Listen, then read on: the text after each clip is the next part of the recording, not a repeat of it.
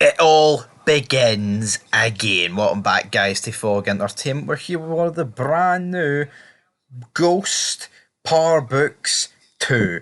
That's what it is. Power Book 2 Ghost. And this one looks like it's focusing on Tyreek, which I thought it would be. And here, immediate thoughts on this show. I'm liking it. There's some things I don't like, but the main thing I do like, it feels like a direct sequel to the original Power show. And I was kind of worried about when shows do like sequels and prequels, if it feels connected. This immediately feels connected. You know, you've got Tariq, you've got Tasha, you've got Sax, you've got Mac. Hell, you've even that wee weirdo for the Democratic Party in here. But you know what? We're introduced to a lot more characters. I will get used to the names eventually. This episode, though, was called The Stranger, and this is season 1, episode 1. And I thought there might have been a time skip because, of course, we've seen like Tyreek's St. Patrick on the door in the finale of Power, and it said like 2024. Turns out it's not quite that. So, yeah. Also, Tommy not in this show, but his name does get name dropped.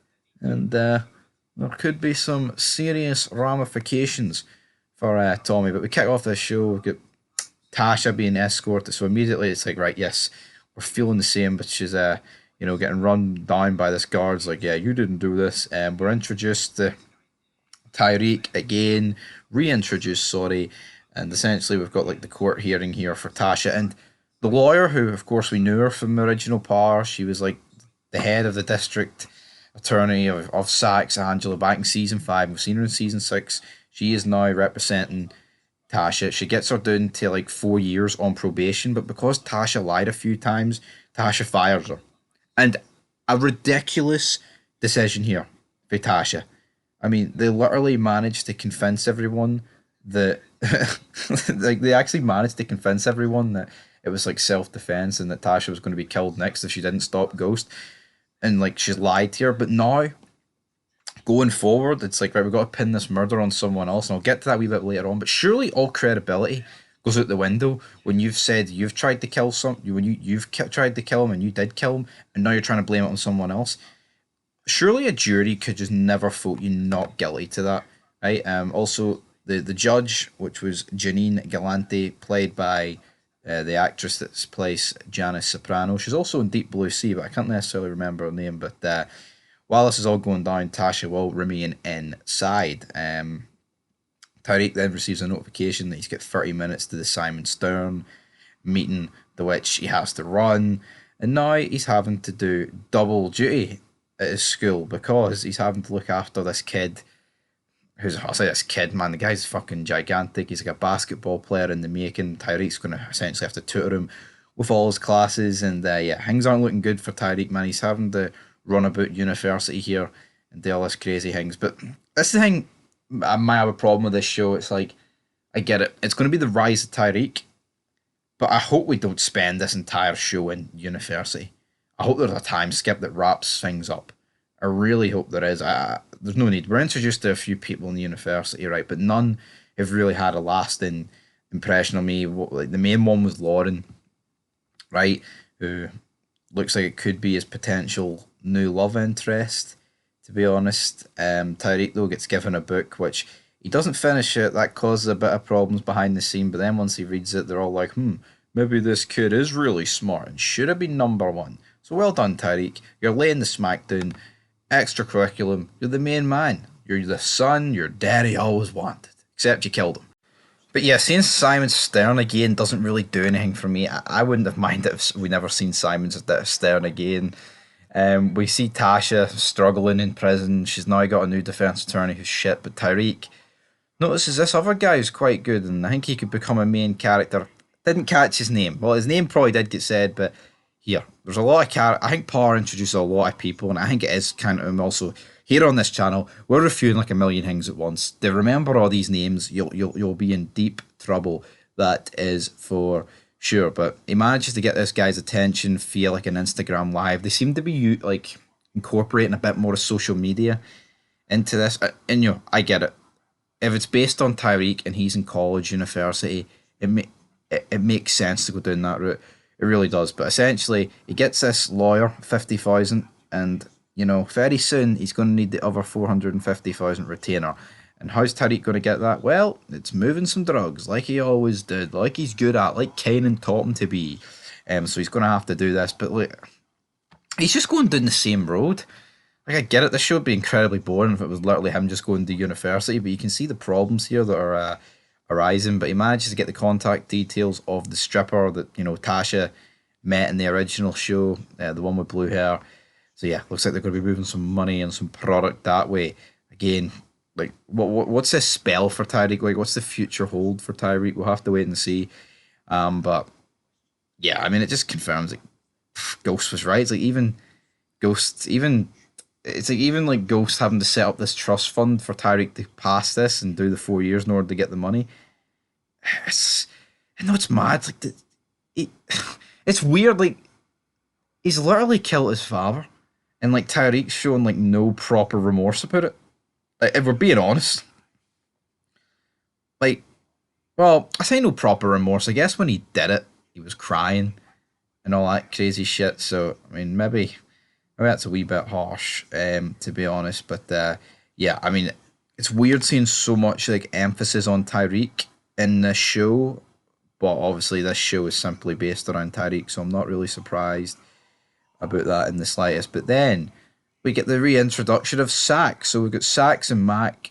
Absolutely, sign me up for these two.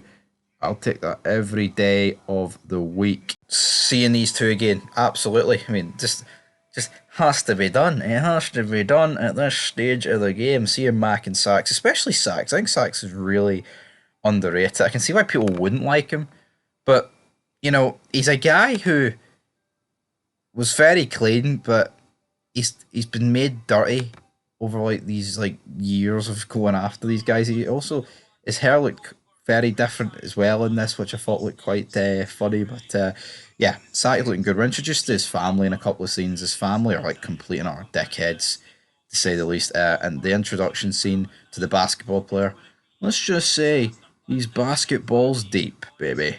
We're introduced to his family. I kind of felt for Tariq here. It's like he's just sticking out like a spare dick. He's introduced all these family members who I think will be playing a big part this season. There's a bit of a beef there because one of his cousins, the basketball player's cousins, was receiving head for this guy's girlfriend, and then we see him get killed later. So we're getting introduced to all these people, but all I'm seeing is like a party full of kids, like mostly black kids. There was a few white kids. I think there was a few Asian kids, but it's like, am I supposed to take note of any of these people? Like, I get it when the basketball guy talks about his cousins that are like brothers and sisters. I guess this family could be the next big family, but we'll have to wait and see. I hope there isn't too much focus on them, but judging off the wallpaper for this show and season, I think that's just the route that we're going to go down. Sax then reveals to not Ramona, Rakinda, whatever her name is, like, hypothetically speaking, what if Tyreek St. Patrick seen me with a gun at Truth and she's like, you'd be hypothetically fucked? He would be, but I don't get this defense for Sax. Why doesn't he go, why can't he just say it was Elwood Rodriguez? Is that the question? Or, I guess he was fired at the time. I mean, that's the only fucking problem. Then we see Tyreek meeting with Sax. Not really an awful lot going on there apart from, you need to get my mama off, I'm going to threaten the leverage I have on you. If Sax had any fucking, he's not the sort of guy that's going to go and kill Tyreek, like, so that's not going to happen. Then we get Tasha's, like, court case, so to speak, with her new lawyer, but she's not telling her new lawyer who she's protecting. But I think this guy kind of said to Tyreek, like, yeah, I know it was you, motherfucker, sort of deal. But then we get the verdict, but then Sax is there, the Democratic Party members there, and he's like, how about we enact this queen pin thing that you shot down earlier with me and Mac? Sax's hand is forced, so he has to enact this to bring down Tasha. And it's not looking good for Tasha at this point because now it looks like she's getting tried for everything. But then she admits that the actual killer was in fact Tommy Egan. So again, they've landed Tommy Egan in the shit here. Now, obviously, I was told by Young Ats, shout out to Young Ats, to watch this season before Power Book Force. So maybe Tommy will appear in this. It would seem mental if Tommy gets name dropped, list it for the murder of Ghost and doesn't appear, unless it counteracts with like Power Force. Not too sure, but like, I mean, I think the bridge, like the family relationship that Tyreek and Tasha had with Tommy, that's it done now. That has to be it done. Like that, this is a line that's just crossed at this stage of the game. So yeah, Tommy Egan gets fined, and then she's like, I told him to do it. I told him to kill Ghost." He's like, "Shut the fuck up." Really funny, and that's pretty much our episode ending with Tasha. Not exactly in a good place. And what's Tyreek gonna get? And you know what? I can see Saxe going down for this murder. I can, and Tasha getting it, and maybe her getting killed by that new woman who seems to be the boss of her kids over that house that we seen earlier. Something like that going down. I like Saxe, but I'm surprised he survived the original Power Show. I doubt he'll survive this one. So until next time, peace. Sorry though, it's no peace. It is in fact episode rating time. I will give this episode a 6 out of 10. I thought it was a pretty decent introduction to a new show, but come on, Pa. I need a wee bit more.